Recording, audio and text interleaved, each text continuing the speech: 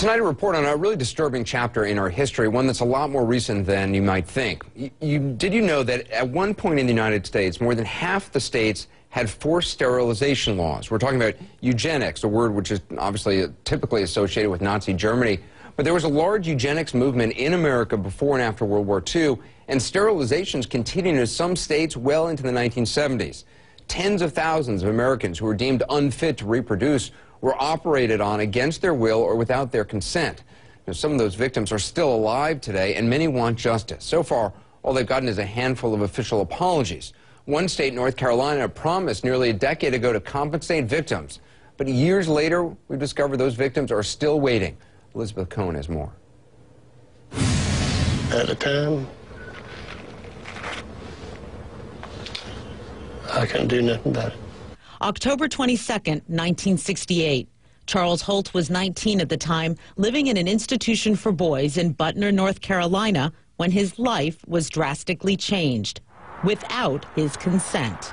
They sent me to Rex Hospital, and then they just pushed me in a room and just gave me some kind of gas. I just went off sleep. Then when I woke up from it, I noticed something was wrong, and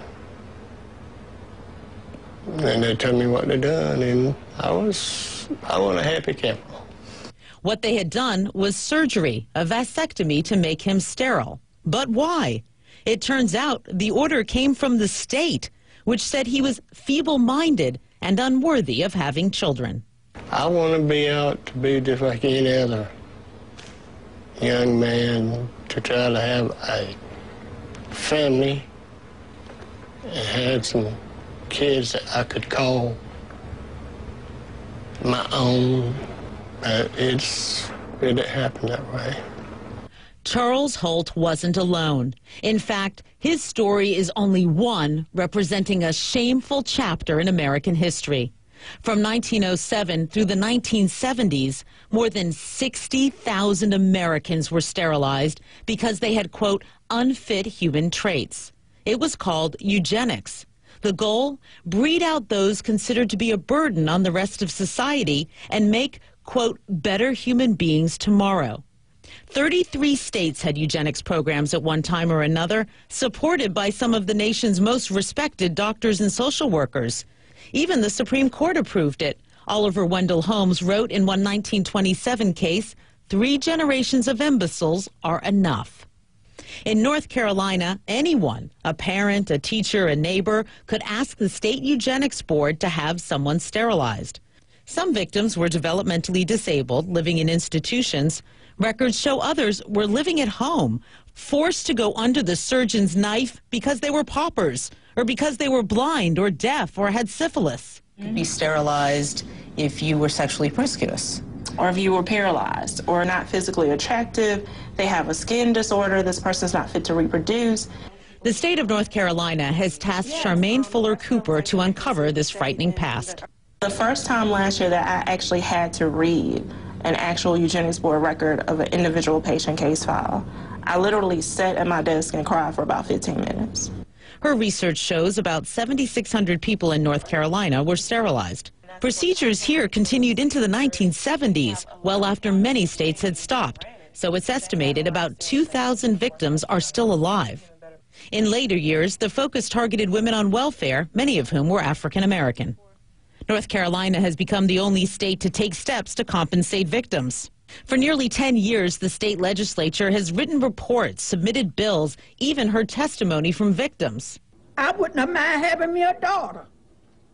Maybe 2, maybe 3. The state need to award us, because we got to carry on. But so far, these victims have received nothing more than apologies from Governor Bev Perdue. I just came here as a woman, as a mama, and as a grandmama, and as governor of this state, quite frankly, to tell you it was wrong. Compensating victims could cost tens of millions of dollars during a time of budget cuts. State legislators, like Representative Ruth Samuelson, are worried about money. We had to set priorities, things like, do we compensate eugenics victims or do we put classroom teachers in place? We had to make choices. Is it possible these victims will, in the end, walk away with nothing? That is a possibility if we don't have legislators who are willing to stand up for the victims. Charles Holt knows he may never see a dime. So the state of North Carolina has said they're sorry. Is that enough? No. What more do they need to do? I think they should give us some compensation off of it. 2012 could be the year the legislature acts. Charles Holt holds out hope for an award he says will fit the crime done to him more than 4 decades ago. What's just horrible is they did this to person after person after person. Yes, ma'am. It's real. It's just disgusting. Elizabeth Cohen, CNN, Linwood, North Carolina. It's hard to believe Americans were forcibly sterilized within the last 40 years. Joining me now to discuss it is Paul Lombardo, author of 3 Generations, No Imbeciles, Eugenics, the Supreme Court, and Buck versus Bell.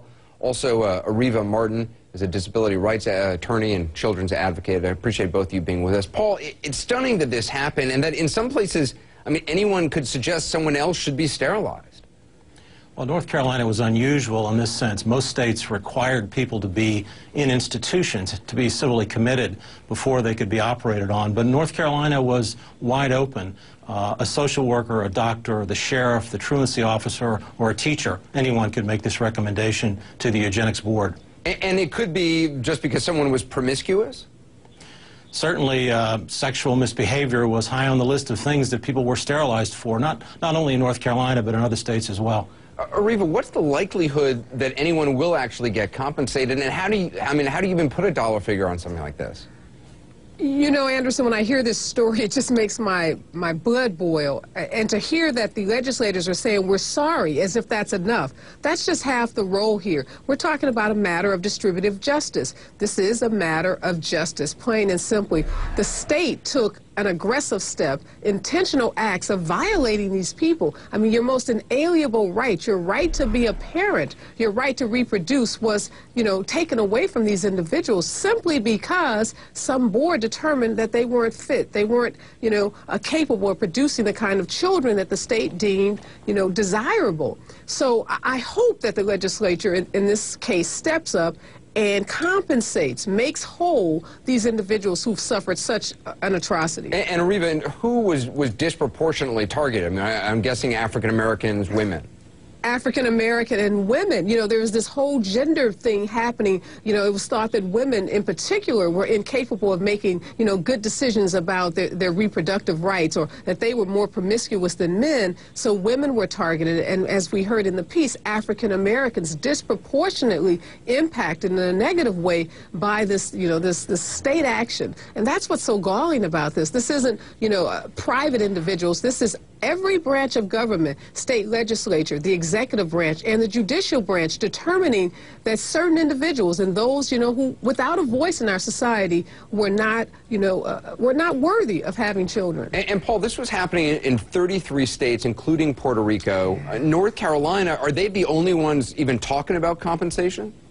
Well, as you showed in your graphic, there were more than 30 states that actually had these laws, but only 7 of them have actually recommended an apology, taken a position at all.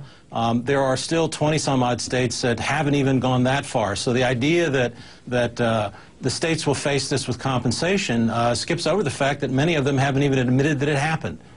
There's also, I guess, Paul, some who kind of view this as a left-right argument. To you, do you see it in those terms?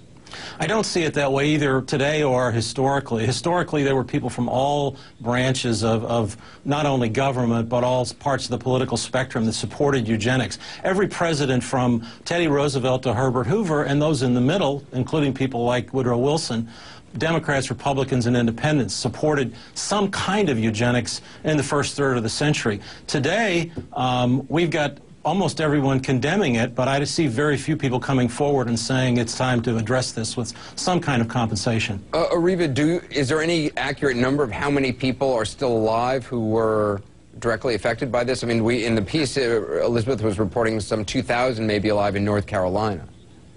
Yeah, you know, that number is startling enough for North Carolina, Anderson, but also what we do know is that, you know, reparations